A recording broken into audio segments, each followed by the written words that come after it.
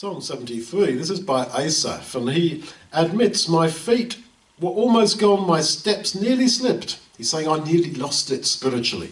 And why? Because he says, I was envious of the proud. When I saw the prosperity of the wicked, there were no struggles in their death.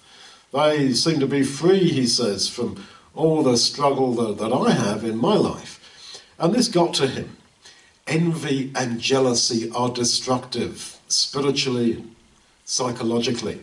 And Asaph says, I nearly lost it because of my problem with envy and jealousy of others. Why me? Why had they got such a good deal in life and I haven't? And he says, until, verse 17, until I entered God's sanctuary. Now Asaph, as a temple servant, would have had access to the altar.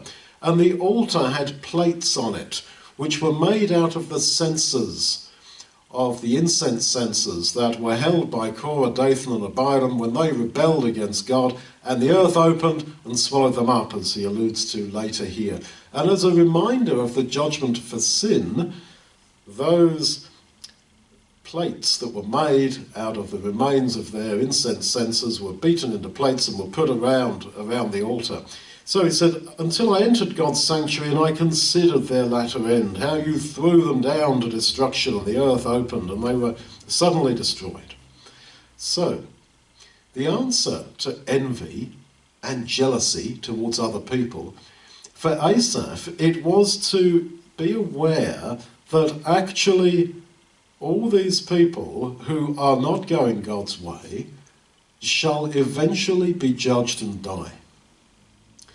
The wages of sin is death. That's the answer for Asaph to his problem with envy and jealousy. If it all ends in death anyway, and you can't take it with you, and actually those who have not gone God's way, because they wanted to, get their power and their name and their prestige and their possessions in this life, they're going to be condemned. They're not going to be in God's kingdom. That's it. Why be envious?